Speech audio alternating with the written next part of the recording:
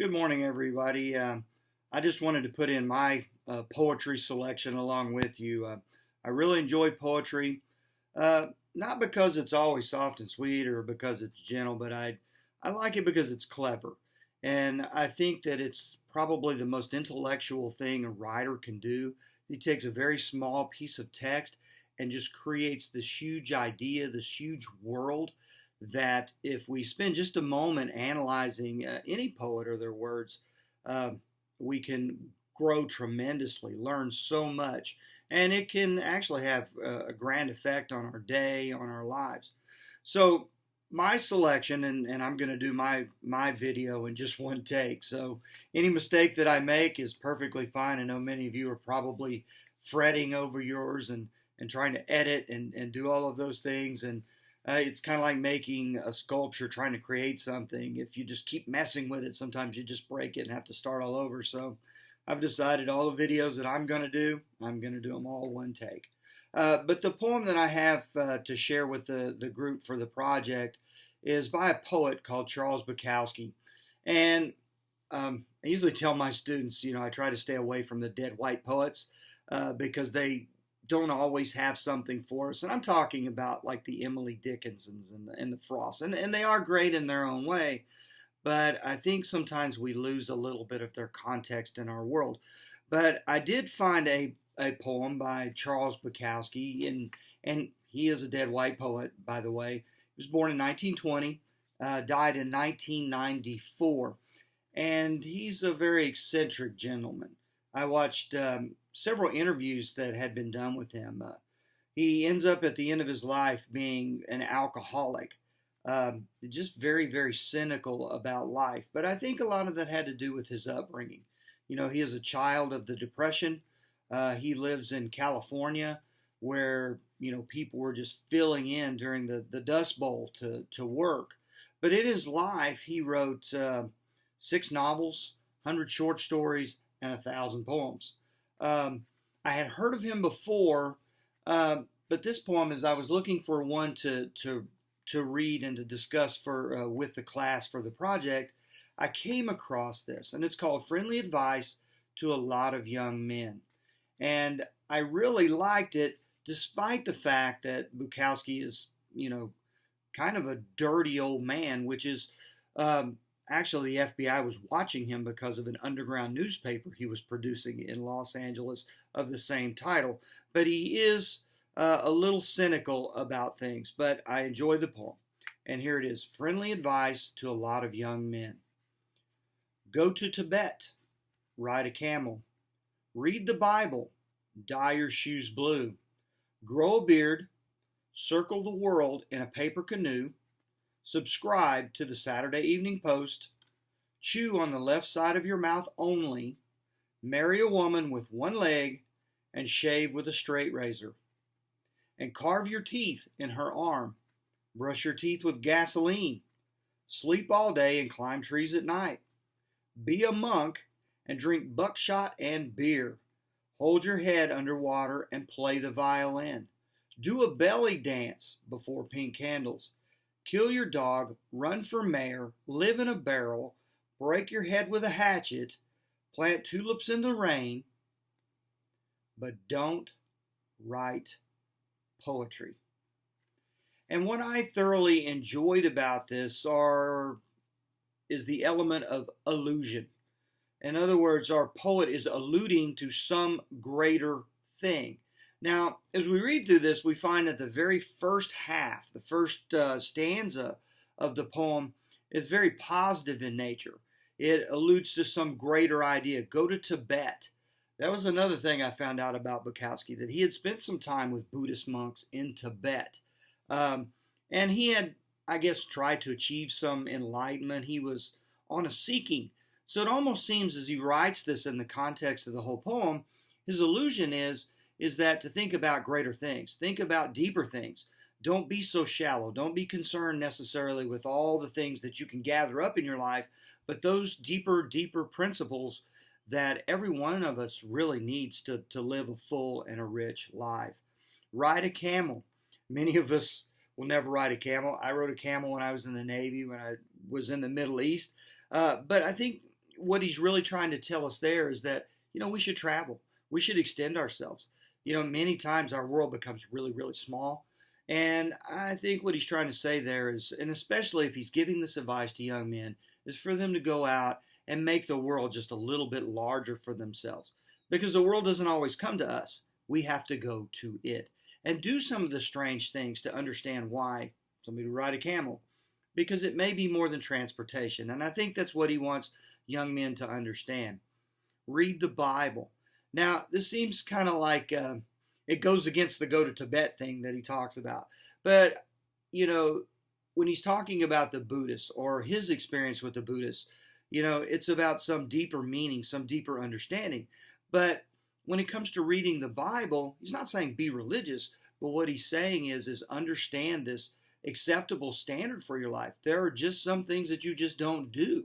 Whether you're a Christian or some religious type person, you have a set of rules to live by and that we should live by them. Dye your shoes blue. This really feels like this comes from his probably childhood or from his youth. Many of you may not know an artist called Carl Perkins, played with Elvis Presley, and had this big hit, Stay Off of My Blue Suede Shoes. It was a rock and roll hit at a time when rock and roll was still a little controversial. They thought it was going to drive all the kids crazy and that they were just going to, do things for the devil and all of that. But I think what he's talking about here and what it really speaks to me is that, sometimes it's okay to cut up. It's okay to be frivolous. It's okay to just let yourself go, whether it's with music, whether it's with literature, whether it's with a hobby that you have, some love in your life. Circle or grow a beard. I've grown one. I went beardless for almost 30 years, and then my wife talked me into trying this. And I think there is something to a beard. There's kind of a ruggedness. And really what it speaks to me when he says grow a beard, especially when we're talking to young men, it's not let yourself go or look raggedy, but there is something about a beard that does make a man feel a certain way. Maybe not so soft, maybe not so clean, but it makes us feel kind of outdoorsy. It makes us feel like we're a little more in touch with ourselves, that there is something about us that we're not just removing each and every day to change the way that we are. Beard grows in a certain way. Mine has a certain amount of gray. Some men doesn't. Some men grow these thick, bushy beards. Some men can't. Some just get a little goatee and that's all there is. But it's a part of you, and if you just let it grow the way it is, instead of trying to chop it off and manipulate it and manicure it a certain way, be who you are. Circle the world in a paper canoe. Now that seems kind of crazy. Why would I take this sheet of paper and fold it up into a canoe and ride around the world? Well, that's not what he's talking about. What he's talking about is a trend, in the late 19th century where they were building these racing boats. And some of them they actually turned into sailboats. And they were made out of a skin that not quite paper, but very paper thin. And what he's saying is that, there are lots of trials and tribulations. The waves get high. I mean, this morning in Florida, we know that with Hurricane Matthew. But what he's saying is that it's okay to take some risks. It may not make sense to get in a paper canoe and try to travel around the world. I read a book several years ago about a gentleman that traveled around the world in a sailing sloop all by himself. Very colorful book that talks about his experience. One of the experiences, he's going around Cape Horn, and he says he has the ghost of Magellan with him because he's sick. He's got food poisoning, something he had picked up in some port. He's by himself. He's traveling in the most treacherous stretch of water in the world, trying to make it around Cape Horn, and he swears, and as he writes this, I actually almost believe him, that the ghost of Magellan helps him steer this boat around the world. And I think at the same time, Charles Bukowski kind of says the same thing to young men. Take some risks. At least you have a boat. Might be made of paper, but take some risks because that's where true growth actually happens. Subscribe to the Saturday Evening Post. He's saying that we should be reading. We should be expanding our minds. You know, experiences are great, travel is great, thinking about those deeper spiritual things in our lives, those things are all great, but each and every day we should be reading something. If you're not familiar with the Saturday Evening Post, it is a serial magazine. Lots of young writers have been published in the Saturday Evening Post. They are things that are very enjoyable, but they are things that expand our world, expand our mind, they expand our vocabulary. They make us better readers, they make us better writers.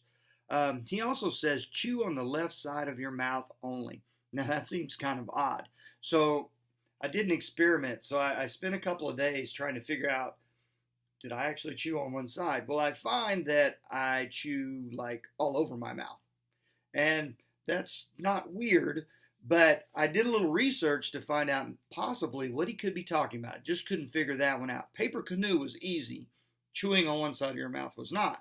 But I came across a New York Times article written by a writer, Mary Roach, and it's talking about your mouth and physiologists who do studies on this. And she writes in that article, she says, the way you chew, for example, is as unique and consistent as the way you walk or fold your shirts. There are fast chewers and slow chewers, long chewers and short chewers, right chewing people and left chewing people. Some of us chew straight up and down, and others chew side to side like cows. Your oral processing habits are a physiological fingerprint. I thought that was kind of neat when I saw that. Then it was perfectly crystal clear to me what Bukowski is really trying to say. Our poet is trying to say, be consistent, because whatever you demonstrate, whether it's chewing on entirely the left side of your mouth or all over or walking with a limp, be consistent in it, because that's what people are looking for in this lifetime. Are you consistent? Are you flighty? Are you all over the place? But he's saying to these young men with this very, very friendly advice is to be consistent. Do it the same way every single time. Now, that doesn't mean you don't take risk or you search for deeper meaning, but that means that you approach it all with the same attitude. And I would say, just based on the way he writes this, almost with a wanderlust. Marry a woman with one leg and shave with a straight razor. Now, this line means a lot to me as an individual. Not so much the marry the woman with one leg, which, as I was reading that really leads me back to one of the Canterbury Tales, the Wife of Bath's tale, where the queen sends the knight who's done something bad to one of the maidens in the kingdom out to find the answer to the question of what every woman desires.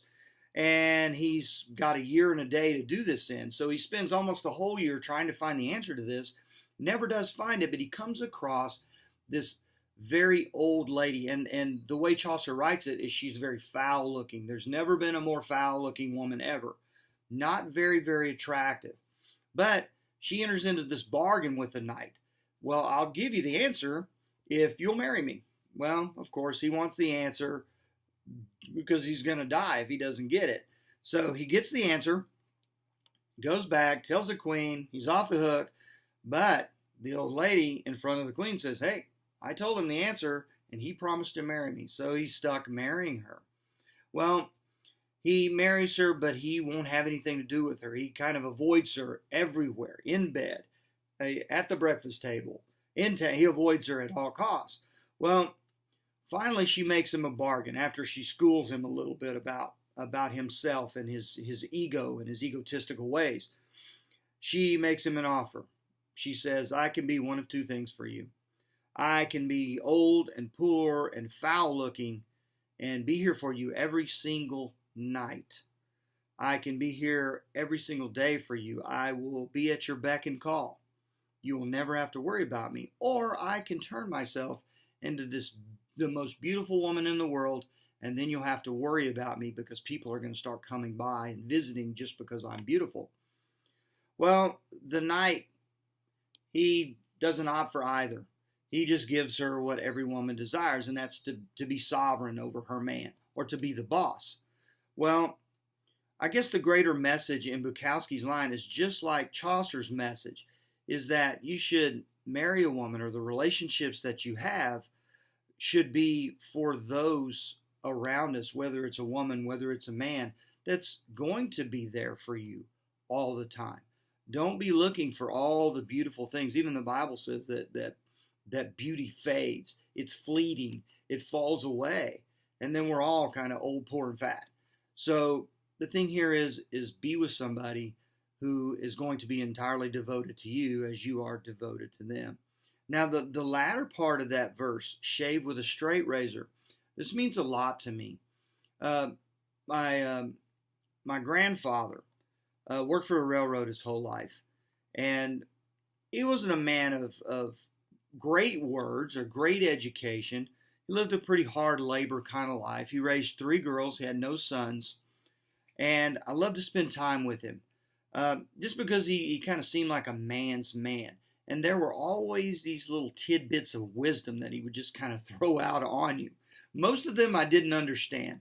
And there's one especially, and this is when I was a teenager.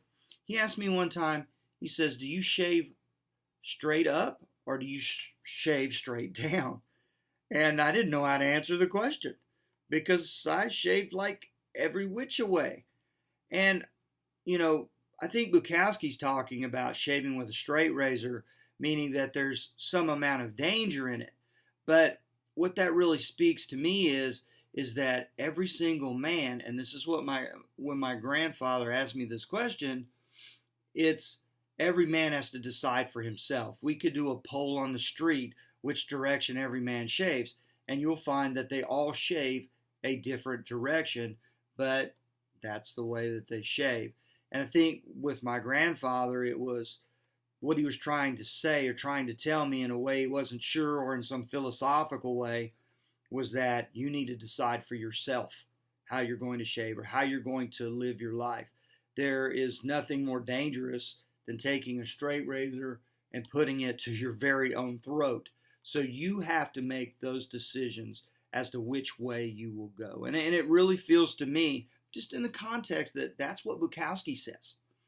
Now, the latter part of the poem, the second stanza, and carve your name in her arm, brush your teeth with gasoline, sleep all day and, climb trees at night, be a monk, drink buckshot and beer, hold your head under water and play violin, and all of those things that come after it are very nonsensical. They don't make sense. Why would anybody want to brush their teeth with gasoline? It doesn't make sense. And what woman is going to let you carve your name into her arm? All of these things, they come together also as an illusion. The illusions at the top are very, very positive, and they lead us into the greater things. Well, also I think it leads us in the other direction into the things that are of a greater negative or greater in damage to our lives. But last but not least, the final thing he says, but don't write poetry. So I want you to consider all of these things, but don't sit around writing poetry. So kind of what it says to me about the poet is that although he's tried to do these things in the top, he's ended up actually doing these things in the bottom. And then by writing poetry, he's spent the majority of his life is trying to figure out maybe why or what that truly means. Because in our society, the politician tries to work on how we live as a society day by day. The theologian, how we'll live, beyond this lifetime. And the poet spends his time trying to interpret all of that. And so in this very last line, but don't write poetry, it really feels very much to me that he has some regrets based on the illusions that he chooses. I guess I'll leave it at that. Excuse me. I guess I'll leave it at that for you. But that is was my poem to adolescence. Although there's really no proof other than the title that he's writing this to anybody that's young. But it almost feels very Solomon-like out of Ecclesiastes when he's looking back over his life and looking at the things that were positive and looking at the things that were negative. So I think the real message he has here for young men is young men are capable of so much really good stuff, but young men are also capable of some really, really bad stuff and making really, really bad decisions. It's almost I guess I heard this, and I do say it, all the time in jest.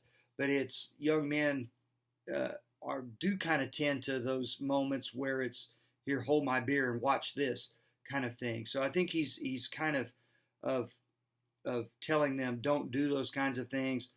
But if you do and you experience all of this, don't try to figure it out. It's just the way that it is. So that's my selection. I look forward to watching all of yours, and I will be talking to you again next week.